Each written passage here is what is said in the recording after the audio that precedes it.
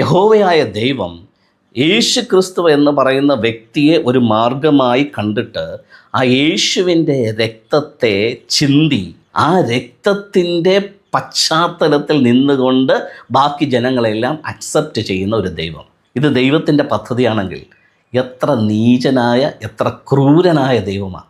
നിങ്ങളൊന്ന് ആലോചിച്ചോക്കെ, നിങ്ങൾക്കൊരു മകനുണ്ടെങ്കിൽ കുറച്ച് ആൾക്കാരെ രക്ഷപ്പെടുത്താൻ വേണ്ടി നിങ്ങൾ തിരഞ്ഞെടുക്കുന്ന മാർഗം ഈ മകനെ കൊന്ന് കഷ്ണം കഷ്ണമായിട്ട് നുറുക്കി ആ ബ്ലഡോടുകൂടി ഈ മാംസത്തെ എടുത്ത് ഈ ജനങ്ങളുടെ രക്ഷയ്ക്ക് വേണ്ടിയിട്ട് നൽകിയിട്ട് ഈ ജനങ്ങളെ രക്ഷിക്കുന്ന ഒരു പ്രകൃതം നിങ്ങൾക്കുണ്ടെങ്കിൽ നിങ്ങൾ എന്ത് വിളിക്കണം? അങ്ങനെ പിരിശായി പോകുന്ന ജനങ്ങളെ രക്ഷിക്കാനായിട്ട് there are n number of ways. But ഇങ്ങനെ ഒരു കാര്യം ഡിസ്കസ് ചെയ്ത് നേരത്തെ പ്രഖ്യാപിച്ച് വിളംബരം ചെയ്ത് അങ്ങനെ ഒരു വ്യക്തിയെ കൊണ്ടുവന്ന് ക്രൂരമായി കൊന്ന് കുറേ ആൾക്കാരെ രക്ഷിക്കുന്ന ഒരു വ്യക്തിയാണ് നമ്മൾ ദൈവമെന്ന് വിളിക്കുന്നതെങ്കിൽ അതെന്ത് തരം ദൈവമായിരിക്കും? സോ ഇത്തരത്തിൽ മൃഗീയമായ, പൈശാചികമായ, മ്ലേച്ഛകരമായ, ശരിക്കും എന്താ പറയുന്നത്, അതിനെ കൾച്ചർ ഇല്ലാത്ത ഒരു ദൈവമാണ് ആ ദൈവമെങ്കിൽ ആ ദൈവത്തെ എനിക്ക് വേണ്ട. ആ ദൈവം പറയുന്ന രക്ഷാകര പദ്ധതിയും എനിക്ക് വേണ്ട. ആ ദൈവത്തോടുള്ള ഒരു സഹവാസവും സഹകരണവും എനിക്ക് വേണ്ട. ആ ദൈവം പറയുന്ന ഒരു കാര്യവും കേൾക്കാനും ഞാൻ ഇഷ്ടപ്പെടുന്നില്ല. മാനസാന്തരം, രക്ഷ, സ്നാനം, ഏറ്റുപറച്ചിൽ, ഇങ്ങനെ പറയുന്ന കാര്യങ്ങളെല്ലാം, പെന്തിക്കോസ് മതം പറയുന്ന കാര്യങ്ങളെല്ലാം ബൈബിളിനകത്ത് ഇസ്രായേൽ ജനങ്ങൾക്ക് വേണ്ടി മാത്രമായി ചിട്ടപ്പെടുത്തിയിരിക്കുന്ന കാര്യങ്ങളാണ്. എനിക്കോ നിങ്ങൾക്കോ അതിൽ കാര്യമില്ല. കാരണം ന്യായപ്രമാണം കൊടുത്തിരിക്കുന്നത് യഹൂദന് മാത്രമാണ്. നമുക്കതുമായിട്ട് ഒരു ബന്ധവുമില്ല. ന്യായപ്രമാണം കൊടുത്തവർക്ക് വേണ്ടിയിട്ടാണ് യേശുവിലൂടെയുള്ള രക്ഷാകര പദ്ധതി. യഹൂദൻ്റെ രാജ്യ സ്ഥാപനമാണ്. അവർക്ക് വേണ്ടിയിട്ട് ആ രാജ്യം യഥാസ്ഥാനത്തെപ്പെടുത്തി കൊടുക്കുക എന്നുള്ളതാണ് അവരെ സംബന്ധിച്ചിടത്തോളം രക്ഷ എന്ന് പറയുന്നത്.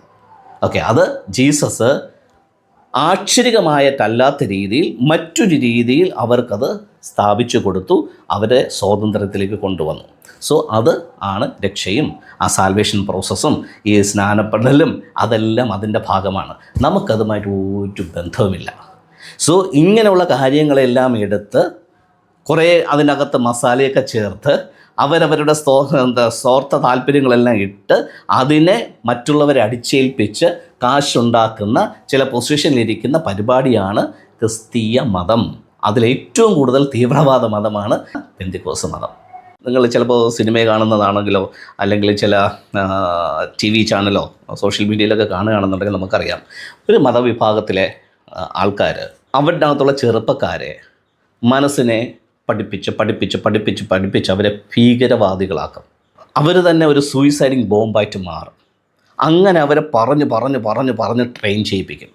സോ അവരുടെ മനസ്സിനകത്തിരിക്കുന്നത്, ഞാൻ കുറച്ച് ആൾക്കാരെ കൊല്ലുമ്പോൾ അതിനോടൊപ്പം ഞാനും മരിക്കുമ്പോൾ അതെന്തോ ഒരു പുണ്യപ്രവൃത്തിയാണ്, ഏറ്റവും ബെസ്റ്റായിട്ടുള്ളൊരു കാര്യമാണ് ഞാൻ ഈ ചെയ്യാൻ പോകുന്നതെന്നുള്ള രീതിയിൽ ചില വ്യക്തികൾ അവരുടെ മൈൻഡിനെ ട്യൂൺ ചെയ്ത് അവസാനം ഇവർ സൂയിസൈഡ് ബോംബായിട്ട് മാറും. അപ്പോൾ നമ്മൾ അവരെ തീവ്രവാദികളെന്നോ ഭീകരവാദികളെന്നോ വിളിക്കും. പക്ഷെ അവരെ സംബന്ധിച്ചിടത്തോളം they are doing A Noble task, A divine task. അങ്ങനെയാണ് അവരുടെ മൈൻഡിനെ രൂപപ്പെടുത്തുന്നത്. ക്രിസ്ത്യാനിറ്റി എന്ന് പറയുന്ന കൾട്ട് പ്രസ്ഥാനം, അതിലേറ്റവും കൂടുതൽ തീവ്രവാദമായിട്ടുള്ളൊരു സംഘടനയാണ് പെന്തിക്കോസ് സമൂഹം. അതിനകത്ത് ചെറുപ്പക്കാരെ ജനനം മുതൽ അവർ ബ്രെയിൻ വാഷ് ചെയ്ത് ഇത്തരത്തിലുള്ള സൂയിസൈഡ് ബോംബാക്കി വെച്ചിട്ടുണ്ട്. ഞാൻ പാഴാണ്, ഞാൻ യോഗ്യതയില്ലാത്തവനാണ്, ഞാൻ തെറ്റാണ്, എനിക്ക് ഒന്നിനുമുള്ള കഴിവുകളില്ല. ഇതാണ് മതത്തിൻ്റെ ടീച്ചിങ്.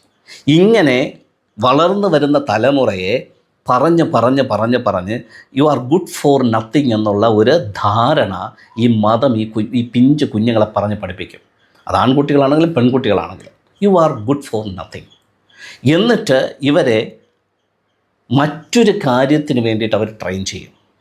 അപ്പോൾ അവിടെ ചെല്ലുമ്പോൾ നൗ എനിക്ക് സംസാരിക്കാൻ കഴിയുന്നുണ്ട്, എനിക്ക് ആൾക്കാരെ ചില കാര്യങ്ങൾ പറഞ്ഞ് ബോധ്യപ്പെടുത്താൻ കഴിയുന്നുണ്ട്, എനിക്ക് ചില ആൾക്കാരെ ഇൻഫ്ലുവൻസ് ചെയ്യാൻ കഴിയുന്നുണ്ട്, ഏറ്റവും പ്രീഷ്യസ് ആയിട്ടുള്ള ഏറ്റവും വാല്യൂ ഉള്ള ഒരു കാര്യം ഞാൻ അവർക്ക് ജനങ്ങൾക്ക് കൊടുക്കുകയാണ്.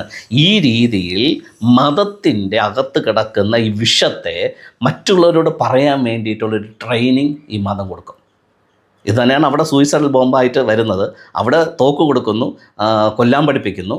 ഇവിടെ മറ്റൊരു രീതിയിൽ അവിടെ ശരീരത്തെ കൊല്ലാൻ പഠിപ്പിക്കുന്നു, ശരീരത്തെ ദണ്ഡിപ്പിക്കാൻ പഠിപ്പിക്കുന്നു.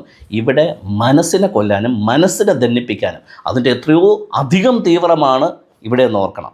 പക്ഷെ പ്രത്യക്ഷത്തിൽ നമ്മൾ കൊലയും ബ്ലഡും കാണാത്തത് കൊണ്ട് നമ്മളിതിനെ അത്രത്തോളം ഗൗരവമായിട്ടെടുക്കത്തില്ല. പക്ഷേ അതിനേക്കാൾ എത്രയോ മടങ്ങ് തീവ്രമാണ് ഒരു സമൂഹത്തിൻ്റെ, ഒരു തലമുറയുടെ ലൈഫിനെ പറഞ്ഞ് നശിപ്പിച്ചിട്ട് അവരെ മറ്റൊരു കാര്യം നൽകി, ഇതാണ് സുവിശേഷം, ഇതാണ് ദൈവം ആഗ്രഹിക്കുന്നത്, ഇതാണ് നിൻ്റെ ലൈഫിൻ്റെ പർപ്പസ് എന്ന് പറഞ്ഞ് അവരെ കൊണ്ട് ഇത് ചെയ്യിപ്പിക്കുന്ന ഒരു സൂയിസൈഡൽ ബോംബിങ്.